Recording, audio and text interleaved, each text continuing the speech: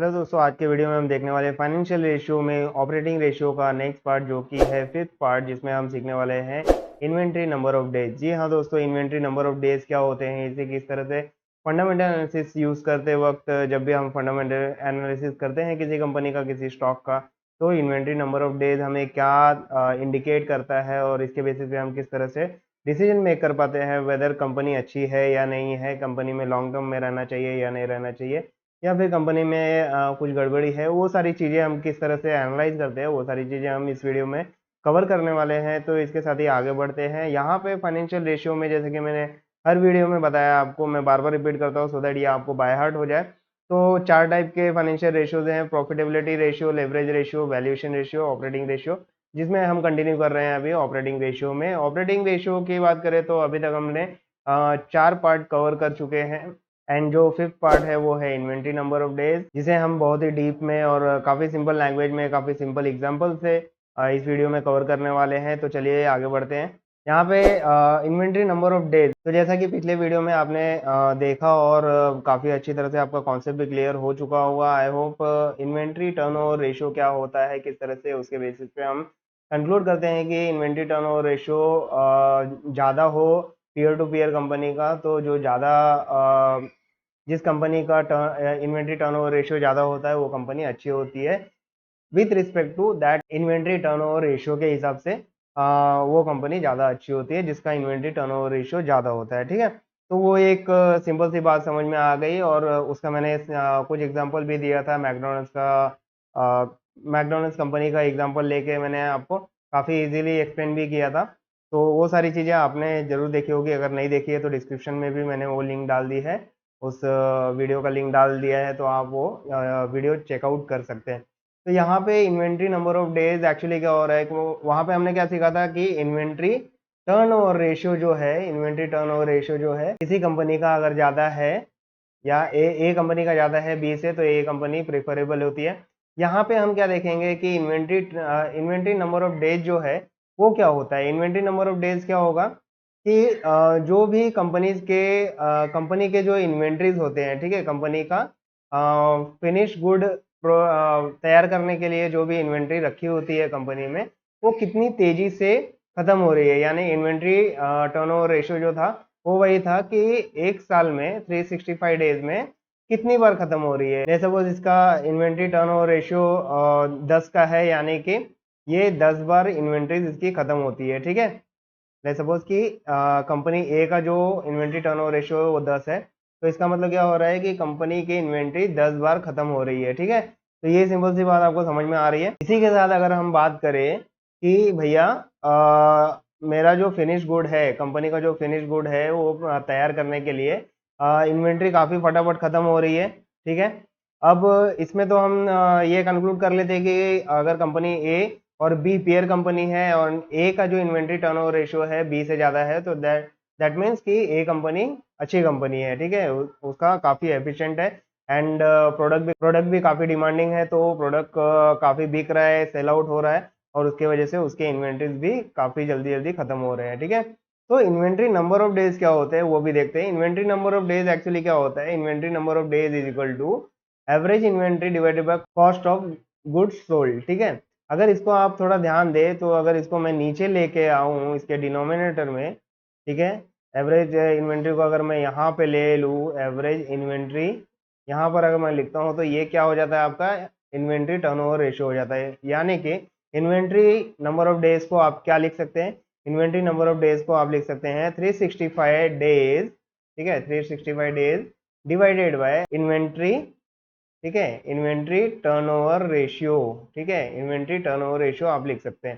तो इसका मतलब क्या हो रहा है कि 365 डेज, ठीक है, 365 days divided by inventory turnover ratio मान लेते हैं कि 10 था। ठीक है, यानी कि 36.5 डेज पे, 36.5 डेज पर कंपनी का जो इन्वेंट्री है वो खत्म हो रहा है। एवरी 36.5 डेज पर इसका इन्वेंट्री खत्म हो रहा है। ठीक है, तो यहाँ से आप समझ सकते हैं कि कंपनी का इन्वेंट्री नंबर ऑफ डेज जितना कम होगा, ठीक है, जितना कम होगा उतना ज़्यादा कंपनी अच्छी है। यानी कि फॉर एग्जाम्पल यहाँ पे कंपनी ए का एग्जाम्पल ले रहा हूँ और बी ले रहा हूँ, ये पीयर टू पीयर कंपनी है। ठीक है, मतलब ये भी अगर सोलर इंडस्ट्री से बिलोंग करती है या फिर आईटी इंडस्ट्री से बिलोंग करती है, तो बी कंपनी भी आईटी इंडस्ट्री से बिलोंग करती है फॉर एग्जांपल।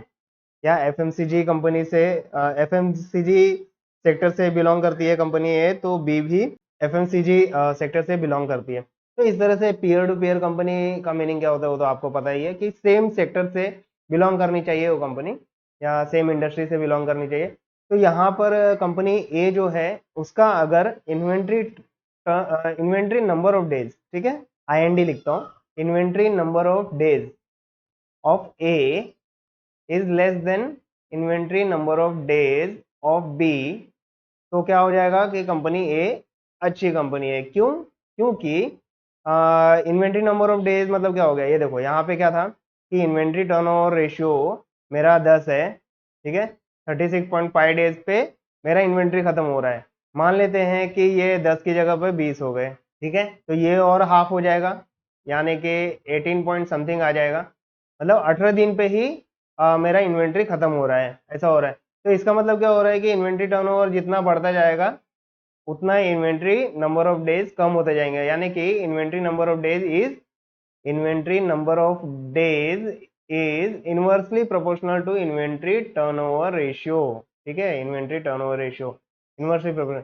तो इन्वेंट्री टर्नओवर रेशियो जितना ज्यादा होगा उतना इन्वेंट्री नंबर ऑफ डेज कम होगा।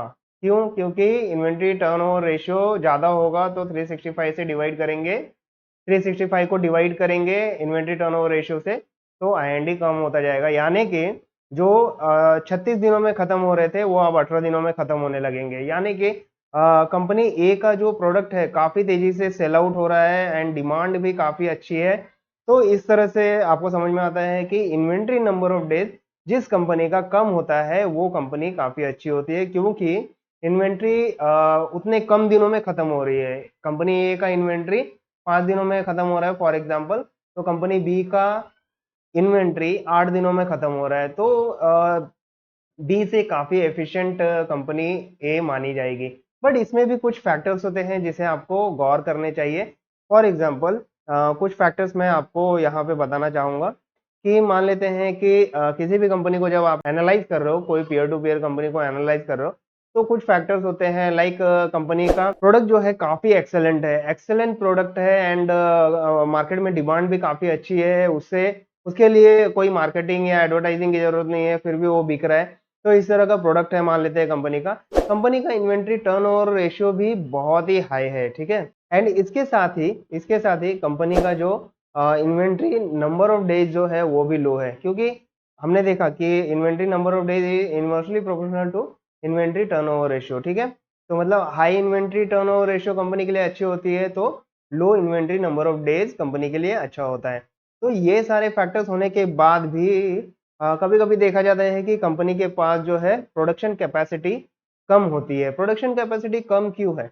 अभी अगर मेरा प्रोडक्ट एक्सेलेंट है, मार्केट में काफी डिमांडिंग है, फिर भी कंपनी प्रोडक्शन कम क्यों कर रही है? ठीक है, देखिए प्रोडक्शन कम है फिर भी इन्वेंट्री टर्नओवर रेशियो हो सकता है कि कंपनी का हाई होगा, इन्वेंट्री नंबर ऑफ डेज हो सकता है कि कंपनी का लो होगा, ठीक है।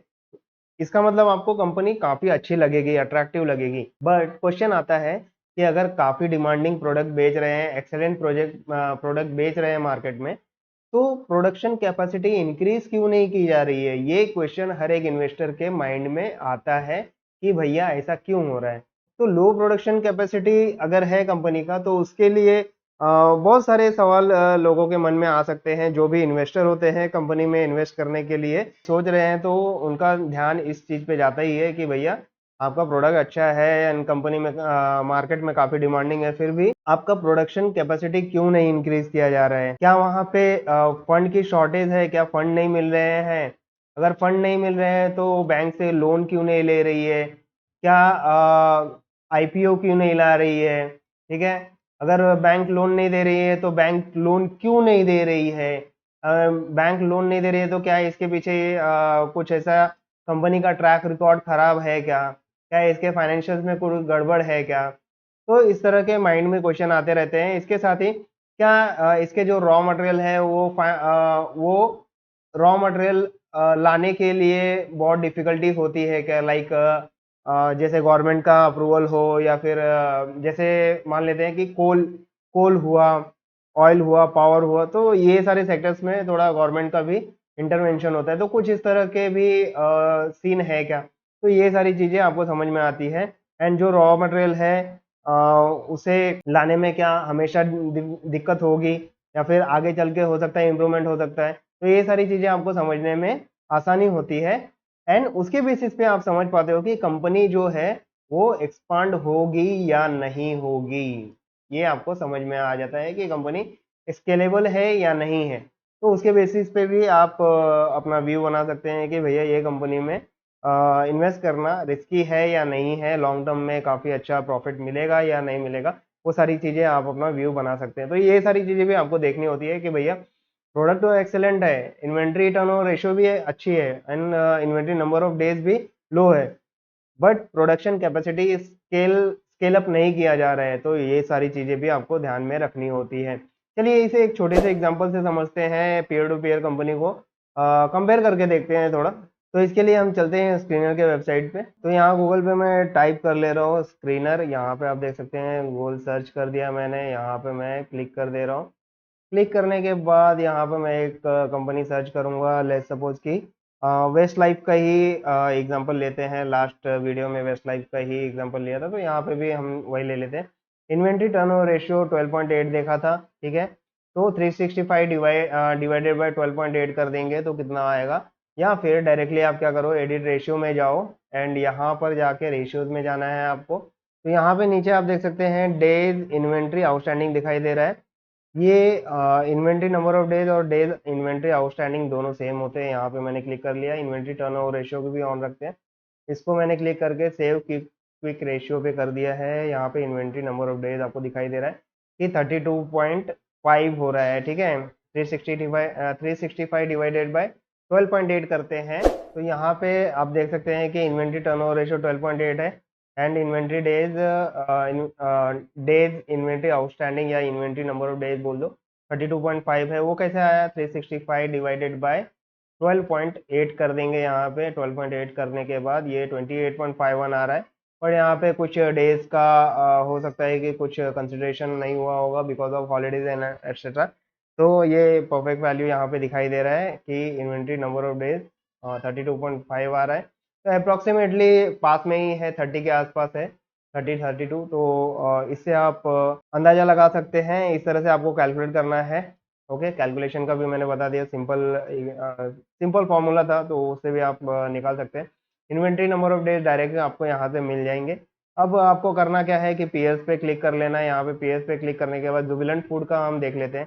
जुबिलेंट फूड का हम अगर देखेंगे तो यहाँ पे आपको दिखाई देता है कि इन्वेंट्री टर्नओवर रेशियो 5.63 है एंड इन्वेंट्री डेज जो है 112 है। जहाँ पर मैकडोनल्ड्स की कंपनी जो है west life food world limited जो है, वहाँ पे इन्वेंट्री डेज 32.5 डेज है। वहीं पे जुबिलेंट फूड वर्क्स का इन्वेंट्री डेज जो है 112 दिन है। मतलब यहाँ से आप देख सकते हैं कि मैकडोनल्ड्स कितनी एफिशिएंट है और उसका इन्वेंट्री भी कितना एफिशिएंट है। तो अगर मैं बात करूँ इन्वेंट्री टर्नओवर रेशियो और इन्वेंट्री डेज के बेसिस पे, तो west life food world is leading and वो प्रीफरेबल होगी, ठीक है।